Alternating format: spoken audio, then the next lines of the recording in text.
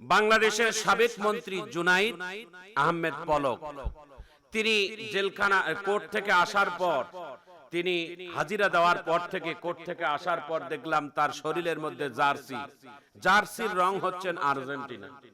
অথচ সেই লোকটা হাঁটতে পারে না, গলার মধ্যে একটা রবট লাগা, কোমরের মধ্যে বেল লাগা। তেনার মনোবল এবং তার শারীরিক মোটেই ভালো না। কিন্তু এই লোকটা কোর্ট থেকে যখন আনা হচ্ছিল তখন তার শরীরের মধ্যে দেখা যাচ্ছিল আর্জেন্টিনার একটা জার্সি। এই লোকগুলো মৃত্যুর সময়ও মনে হয় তারা কালেমা পড়তে চায় না, লা ইলাহা ইল্লাল্লাহ মুহাম্মাদুর রাসূলুল্লাহ। আল্লাহ যেন তাদের মৃত্যুর সময় যেন এই সমস্ত আর্জেন্টিনা ব্রাজিলের তালকিন করেই যেন মৃত্যুবরণ করায়। আল্লাহ, বুঝি না তাদের মনোভাব কি। প্রিয় ভাইয়েরা আমার, প্রিয় বন্ধুরা আমার, মানুষের সাথে মানুষের মহব্বত ভালোবাসা যাদের সাথে দুনিয়াতে হবে তাদের সাথে তাদের কিয়ামত হবে।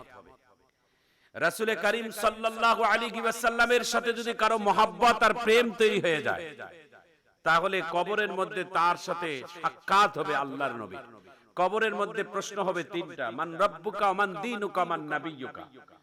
ওমান নাবিয়্যুকা বলার সময় এমন হাদিসের রাওয়াতে আছে যে রাসূল করিম সাল্লাল্লাহু আলাইহি ওয়াসাল্লামকে কবরের একপাশে রাখিয়ে মুনকার নাকি বলবে, মা কুনতা তাকুলু ফি হাযার রাজুল, তুমি কি এই লোকটার সম্পর্কে কি ধারণা?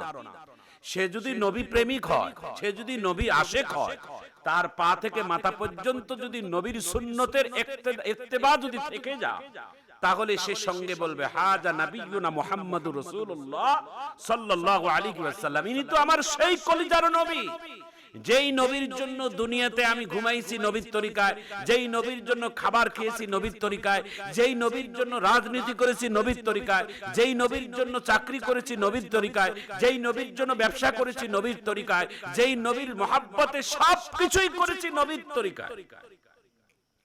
প্রিয় ভাইয়েরা আমার, প্রিয় বন্ধুরা আমার, ওই লোকটার অন্তর থেকে সঙ্গে কেঁপে উঠবে যে ইনি তো সেই নবী, যেই নবীর জন্য দুনিয়াতে এত কিছু করলাম। সঙ্গে নবীর সাথে তার মোলাকাত হবে, নবীর সাথে তার মহব্বত হবে। প্রিয় ভাইয়েরা আমার, প্রিয় বন্ধুরা আমার, আল্লাহর নবীর সাথে যদি কারো মহব্বত আর ভালোবাসা তৈরি হয়ে যায় তাহলে আল্লাহ তাআলা কোরআনে বলছেন, বিসমিল্লাহির রহমানির রহিম, কুল ইন কুনতুম তুহিব্বুনাল্লাহ ফাত্তাবিউনি ইউহিব্বুকুমুল্লাহ ওয়া ইয়াগফির লাকুম যুনুবাকুম আল্লাহু গফুরুর রহিম। রাসূলের বিধান মানিবে যখন আল্লাহ হবে তোমাদের আপন। এ জগতে সারকি লৌহ কলম সবে হবে তোমাদের আপন। আল্লাহর নবীকে কেউ যদি তার হৃদয়ের মধ্যে একটু জায়গা করে দেয়, আল্লাহ তাআলা তার জন্য আসমানে বিশাল জায়গা করে দেয়।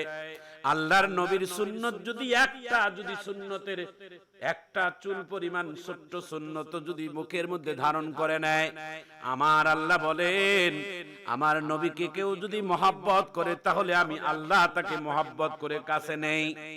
মান আহাব্বা সুন্নতি ফাকাদ আহাব্বানি ওমান আহাব্বানি কানা মাই ফিল জান্নাহ।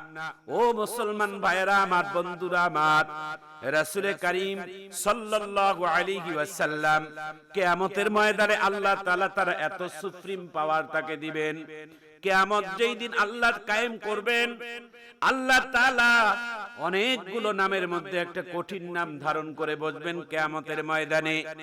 নাম হলো লিমানিল মুলকুল ইয়াউম লিল্লাহিল ওয়াহিদিল কাহ্হার। সব থেকে কঠিন নাম, সব থেকে কঠিন নাম জব্বার কাহ্হার।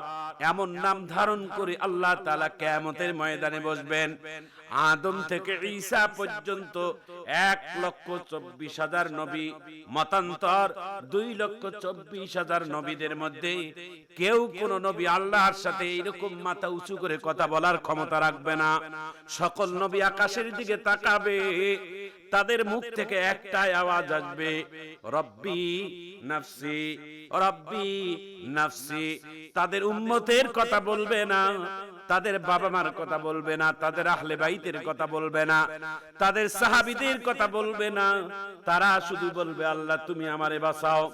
সকল নবীদের আওয়াজ হবে একটা, কিন্তু আপনার আমার প্রিয় নবী মুহাম্মদুর রাসূলুল্লাহ সাল্লাল্লাহু আলাইহি ওয়াসাল্লামের দৃশ্য এমন থাকবে না। কিয়ামতের ময়দানে আল্লাহ যেই দিন কঠিন নাম ধারণ করে কিয়ামতের ময়দানে বসবেন, আল্লাহর নবী কিয়ামতের ময়দানে উপস্থিত থাকবে না। আল্লাহ তাআলা ফেরেশতাদেরকে বলবেন, ফেরেশতারা রে, যেই নবী উপস্থিত না হলে আমি হাশরের ময়দানে বিচার শুরু করব না।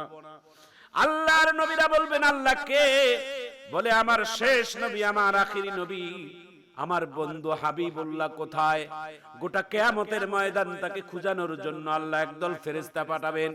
ফিরে এসে বলবেন, আল্লাহ গোটা কিয়ামতের ময়দান তছনছ করে খুঁজলাম, আপনার হাবিবকে খুঁজে পাইলাম না। আল্লাহ ডাক দিয়ে বলবেন, ফেরেশতারা তোমরা কেমনে খুঁজেছো? বলে, কিয়ামতের ময়দানে একেবারে অভিযান চালিয়েছি, চিরনি অভিযান। বলে, না না, এমনি করে খুঁজলে হবে না। কিয়ামতের ময়দানে তোমরা জমিনের মধ্যে কান লাগাইয়া লাগাইয়া শোনো। যেই জমিনের নিচ থেকে আমার বন্ধু উম্মতের জন্য কাঁদবে, কান্নার আওয়াজ তোমরা শুনতে পাবা, সেই জমিনের নিচে আমার বন্ধু এখনো লুকিয়ে আছে। আমার নবীকে হাসরের ময়দানে নিয়ে আসা হবে। কিয়ামতের ময়দানে আমার নবীকে ডাক দিয়ে বলা হবে, ওগো নবী, 63 বছর আপনি দুনিয়াতে কেঁদেছেন, মৃত্যুর সময় কেঁদেছেন, দুনিয়াতে মায়ের পেট থেকে দেবসেও কেঁদেছেন, দুনিয়াতে আমি আপনাকে এত অভাব দিয়েছি, কোনোদিন আপনি অশুকর করেন নাই, এত রক্ত ঝরিয়েছেন, কারো জন্য অভিযোগ দেননি, অভিযোগ কোনোদিন আপনার মুখ থেকে আমি আল্লাহকে দেননি, কোনো কিছু শান্তির জন্য আপনি আল্লাহর কাছে চাননি, অথচ আপনার পিছে পিছে ওহুদের সমতুল্য স্বর্ণ মুদ্র ক্ষমতা টাকা পয়সা আপনার পিছনে পিছনে ঘুরতো, কিন্তু কোনোদিন দুনিয়ার সুখ শান্তি আপনি গ্রহণ করেননি গো নবী। তইলে আপনি আজকে কিয়ামতের ময়দানে কেন কাঁদবেন? কান্নার দিন তো আপনার জন্য আজকের না।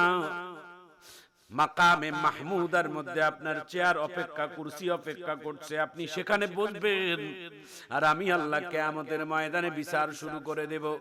আল্লাহর হাবিব সেখান থেকে উঠে আসার পরে মাকামে মাহমুদের মধ্যে আল্লাহর শুকর করে সিজদা করবেন।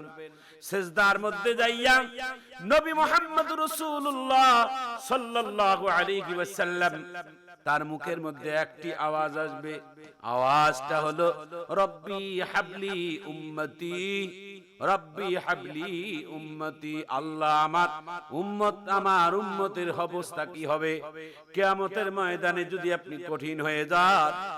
আপনার আমার গুনাহগার উম্মত গুলোর অবস্থা কি হবে? আল্লাহ ডাক দিয়ে বলবেন, হাবিব, কোন নবীকে আমি আল্লাহ তাআলা কিয়ামতের ময়দানে শাফায়াতের জিম্মাদার দেই নাই, হাউজে কাউসারের জিম্মাদার দেই নাই। কিয়ামতের ময়দানে আমি আল্লাহ তাআলা আপনাকে শাফায়াতের জিম্মাদার দিয়ে দিলাম, আপনার কাছে শাফায়াতের হাতিয়ার দিয়ে দিলাম। যাকে আপনার মন চায় তাকে আপনি শাফায়াত করে আমার আল্লাহর জান্নাতে প্রবেশ করাইয়া দেন, আমার কোন ফেরেশতারা আপনাকে বাধা দিবে না। প্রিয় ভাইরা আমার, প্রিয় বন্ধুরা আমার, নবীর সাথে যদি কারো মহব্বত তৈরি হয়ে যায়, সাহাবায়ে কেরামদের সাথে যাদের মহব্বত তৈরি হয়ে যায়, যুগের শ্রেষ্ঠ সন্তান হযরত উলামায়ে কেরাম হক্কানি আলেমদের সাথে যদি কারো মহব্বত তৈরি হয়ে যায়, তইলে কিয়ামতের ময়দানে মুসিবতের দিনে আল্লাহ তাআলা ওই সমস্ত উলামায়ে কেরাম এবং সাহাবায়ে কেরাম এবং ভালো ভালো মানুষদের সাথে আপনার কিয়ামতে হাসর হয়ে যাবে। আর্জেন্টিনা, ব্রাজিল আপনার জীবনের আদর্শ নয়, তাদের জীবনের অনেক জঘন্যতম অপরাধের সাথে তারা লিপ্ত থাকে, তারা মদ জুয়া অনেক সময় খারাপ কাজ নিয়ে লিপ্ত থাকে। না, আমি আপনার এই এলাকার যুবকদের কাছে আমার অনুরোধ করব, যুবক ভাইরা রে, আর্জেন্টিনা ব্রাজিলের পোশাক পরে জীবনের গুনাহ নিয়েন না। এই পোশাক পরলে তাদের সমর্থন হয়ে যায় না, না, বরংস আপনি সমর্থন করবেন মুহাম্মদ সাল্লাল্লাহু আলাইহি ওয়াসাল্লাম, কোরআনের, ইসলামের, নবীদের ভালো ভালো কাজের। এটাই হচ্ছে আমার আসল পরিচয়। ও মুসলমান ভাইরা আমার, বন্ধুরা আমার, মানুষ মারা গেলে তার মরণের খাটলির মধ্যে একটা কাপড় দেওয়া হয়, ওই কাপড়টার মধ্যে লেখা আছে লা ইলাহা ইল্লাল্লাহ অথবা আল্লাহু লা ইলাহা ইল্লা হুয়াল হাইয়ুল কাইয়্যুম অথবা ইয়াসিন ওয়াল কুরআনিল হাকীম ইন্নাকা লামিনাল মুরসালিন। এই সমস্ত কাপড় তার মরণের খাটলির উপরে দেওয়া হয়। কিন্তু আপনি যে আর্জেন্টিনার ভক্ত, ব্রাজিলের ভক্ত, মৃত্যুর পরে আপনার আর্জেন্টিনা ব্রাজিলের পতাকা দিয়ে আপনাকে কবরে রাখা হতো, এটা হলে মনে হয় ভালো হতো। এই জন্য প্রিয় যুবক ভাইরা, এই আর্জেন্টিনার ব্রাজিলের জন্য এতটা সময় না দিয়ে আপনি আল্লাহ এবং রাসূলের পিছনে সময় দেন, পরকালের জন্য একটু সিজদা করেন, আখিরাতের জন্য চিন্তা করেন। এই জন্য প্রিয় ভাইয়েরা আমার, আপনাদের কাছে আমার অনুরোধ রইল, আর্জেন্টিনা ব্রাজিল আমার আদর্শ নয়, আমার আদর্শ হচ্ছেন ওয়ামা আরসালনাকা ইল্লা রাহমাতাল লিল আলামিন।